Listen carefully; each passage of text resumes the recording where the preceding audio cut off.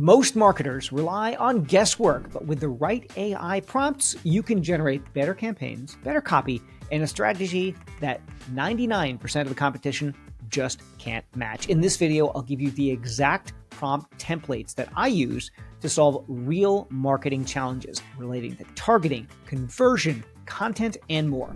And you'll learn how to customize it for any product, any industry, or any platform, and start producing smarter campaigns right away. You might be thinking that a one and done magic prompt is going to save you, but it's not going to. The key is to map the process for best practices for marketing into a series of prompts. And I'm going to give you that series of prompts. So in the next few minutes, you're going to understand what those prompts are and how they work together and how you can customize it exactly for your situation so you get winning campaigns that are going to beat most other marketers. There's a 3-step process. It has to do with getting evidence and then getting insight from it and then taking action. So evidence, insight, and action. So we're going to understand what the real world is telling us with our marketing data, with what the competition is doing.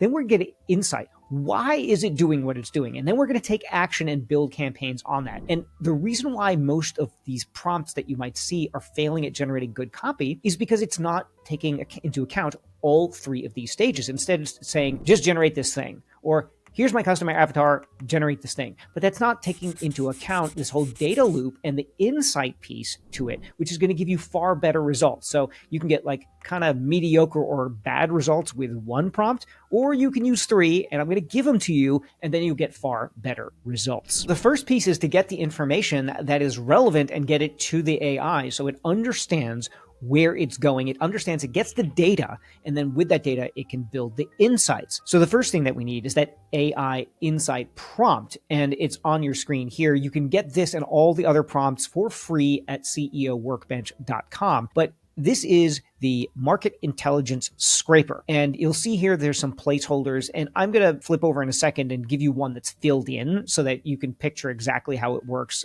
in a real situation. But it's going to have certain inputs. And as you can see here, it's going to ask for the company and product, primary customer segments, top competitors, all these kinds of things. And then it's going to output a bunch of stuff. Okay, now I filled this in for Willy Wonka's chocolate company. Here you see we have Wonka Industries launching an everlasting light sugar-free chocolate bar. What we've got is the primary customer segment, health-conscious snackers, age 25 to 40, who crave indulgence without sugar. Here's some competitors. We've grabbed some creative snippets from the competitors. Now, this, obviously, I've had to make a bunch of stuff up, but the more information that you give, the better. One of the things that I don't think people fully appreciate, and hopefully you do, but if not, after this video, you will start doing this, is your prompts should be really insanely long. Now, this example one here is not even half the length of the prompts that I usually give. And that's not to say that a lot of it is instruction. A lot of it is context. And if you've seen one of my other videos where I construct a company brief that gets pasted into a lot of my prompts, and that company brief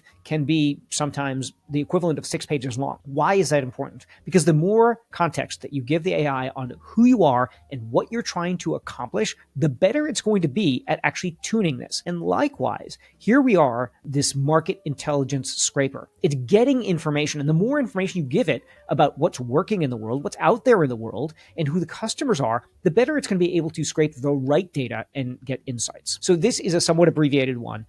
Again, think about 6 pages of stuff here. And sometimes what I'll do as an aside is I will literally sit there and dictate for 5 minutes, and I'll take the transcript and I'll pop it in here, and that's going to give it a ton more context. And I will get such better results by doing that. So community threads and titles. What are some things that are on Reddit, for instance? The top things that were upvoted on Reddit. What's your favorite sugar-free chocolate bar that doesn't taste like stevia? Oh, okay, well, that's going to give the AI an idea that tasting like stevia is probably one of those anti-marketing things, right? It doesn't taste like stevia, so it might come up with something around there. Our nutrition. Can sugar-free candy really satisfy cravings or just make you eat more? So all of these are really great for marketing copy because they've been voted on by the Reddit community as being something that people are really interested in. If you have other places that you get these kinds of information from, you can get it from Facebook groups, you can get it from Reddit, you can get it from Google. There's all kinds of other places that you can get this information, but you are getting this and scraping it and putting it in here. Now, if you're more advanced, you can actually do what I do, which is have AI agents go and scrape that and put that automatically in here.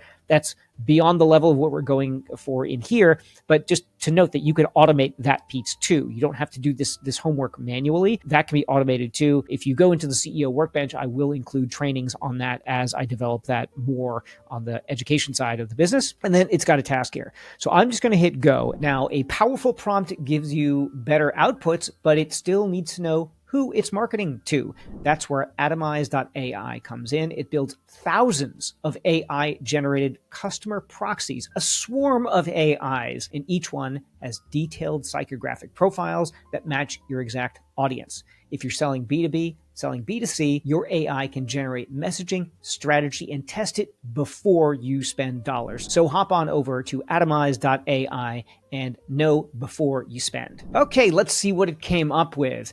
Looking at the screen, the sugar-free chocolate space clusters around all the taste, none of the sugar keto cues, and guilt-free indulgence. Hershey dominates paid social, disruptor brands lean on storytelling and niche communities. Okay, that's good to know. So if you are a niche disruptor brand, that's where you might go.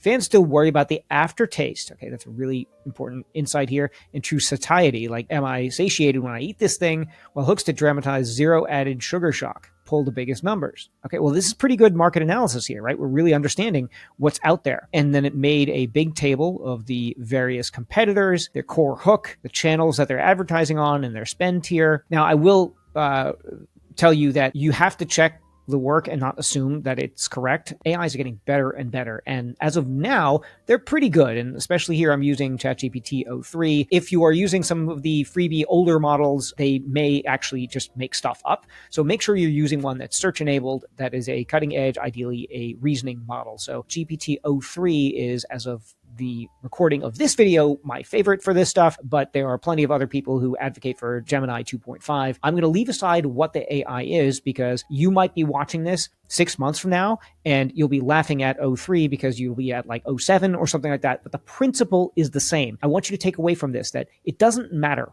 which AI you use. It is the thinking process and the framework that we're using here that's giving the real value. Now back to this. It's given the competitors and the positioning, audience pains and desires. Stevia or erythritol, I never know how to say that. Aftertaste ruins experience. Okay, so taste is a big insight. Fear of craving rebound and eating more later. Wow, that's legit. Need creamy mouthfeel equal to sugared bars, and calorie count still matters despite zero sugar, right? So you can't just like replace the sugar with a boatload of fat. That's not going to satisfy people. So we've really pulled out a lot of audience pains and desires, and it's even given us the sources here. So we can hover over that and like really interesting where it came from, like TikTok, Reddit, high engagement hook formulas, POV, surprise plus benefit. You find a chocolate bar with 0 grams added sugar and still creamy AF. This is great.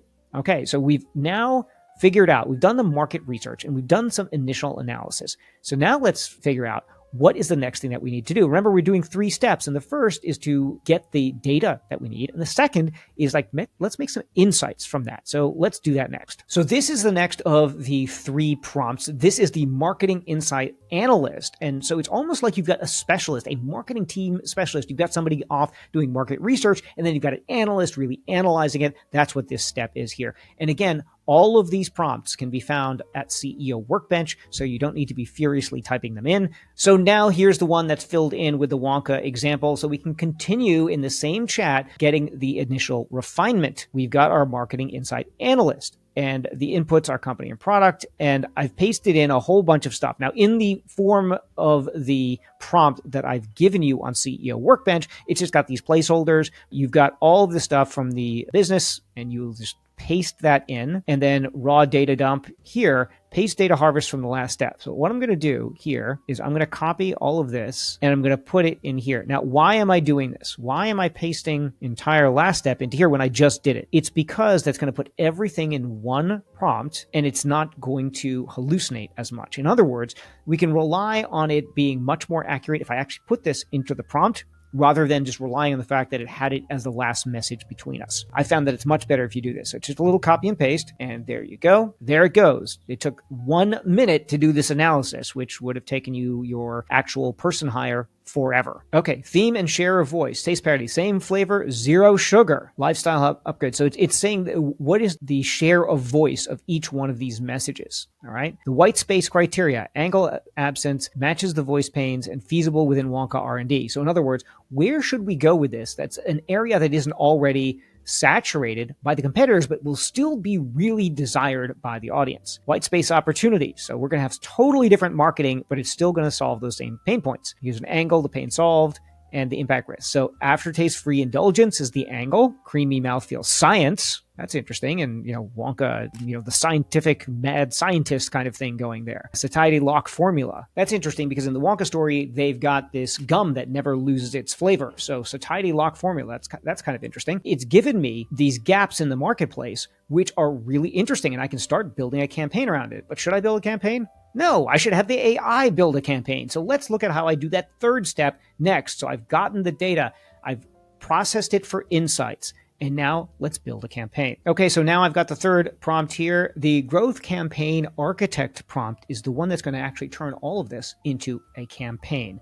So you're going to be able to do so much better than hiring an agency to do this by just getting all of this work done in a few minutes. I've only been here for 15 minutes of just plugging things in, and already I've gotten something that is far better than I've gotten from a lot of agencies throughout the 30 plus years I've been working. Now we've got the growth campaign architect, and we're going to paste in a whole bunch of the information from the last prompt, and let's do that now for Wonka. All right, so I've pasted this in for Wonka. I have to choose an angle, all right, from the inside distillation. I'm going to go with creamy mouthfeel science. Sounds kind of wrong, but I'm gonna do it anyway, even though it's wrong. And then brand voice rules. Yep, avoid puns. All right, let's whack that, and let's see what he has to say. So you'll remember that I picked this science-based mouthfeel thing, and it's actually searching for scientific articles and industry-related articles from food and wine. It is doing the homework. It wants to actually give me something that is relevant to the particular angle that I've selected, which is really kind of exceptional. Okay, let's see what the campaign blueprint came back with. It took 2 minutes and 35 seconds to generate us a campaign. That's pretty amazing. It takes me a lot longer than that. The path to a less than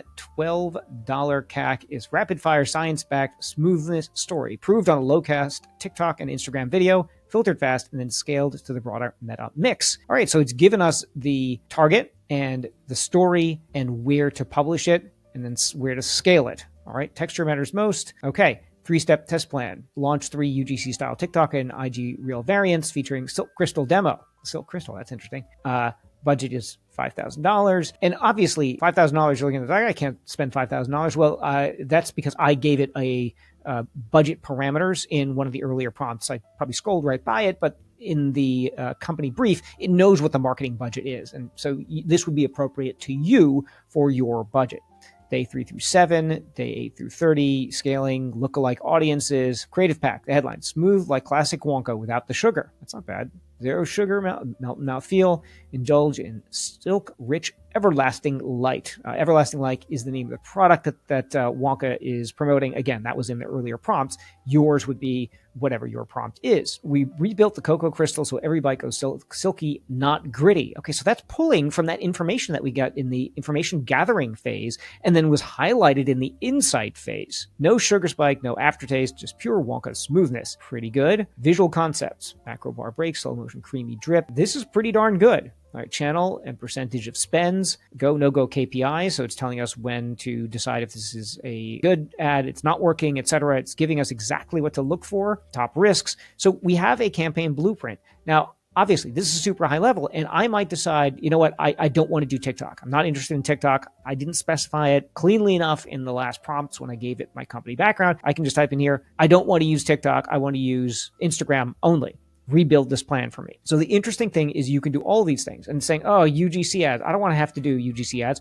Well, ask the AI, is there a platform where I can get influencer style videos done? And guess what? There are AI influencers you can get. There are platforms you can get real influencers. All of this, again, can be AI enabled. So even if you don't understand one of these things, just ask it, how do I get this done? Here are the resources that I have. Here's the time that I have. Here's the budget that I have. And it's going to give you the answer. What you can't do is expect that it's going to be magic and it's going to know everything. It is giving you what it thinks is the best way of doing this with the information that it had on hand. But maybe it didn't have complete information. There's so much context that you know that it doesn't. Think about it when you're hiring a new employee. If you hired a new employee and they just walked into the office and you said, hey, I want to do this campaign, and go off and make this campaign and come back. This new employee is going to come back with something that may or may not be on point, but that's normal. He doesn't have enough context. So it usually takes a couple months before that person just absorbs enough information. Now, fortunately with AI, we don't have to wait a couple months.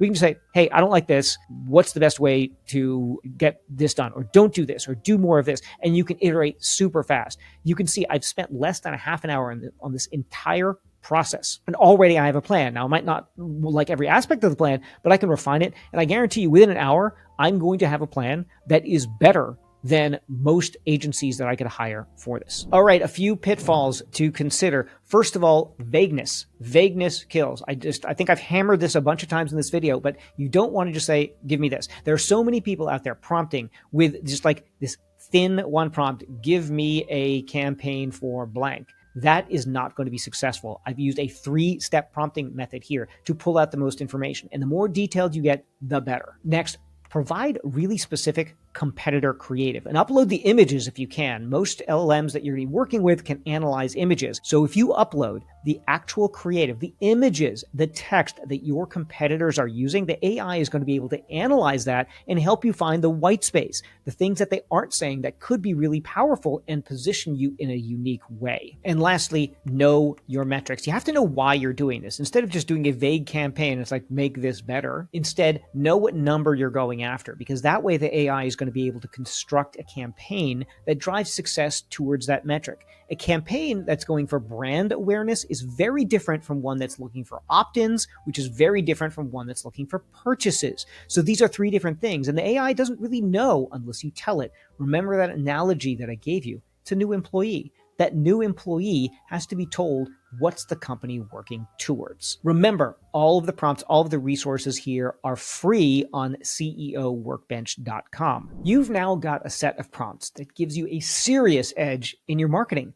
But what happens when that edge turns into real momentum? That's exactly what happened to me, and it was almost by accident. I built a multi-million-dollar business without even planning to, and I walk through the entire story on the next video. It's on the screen now. Click it and I'll show you exactly how I blundered into it.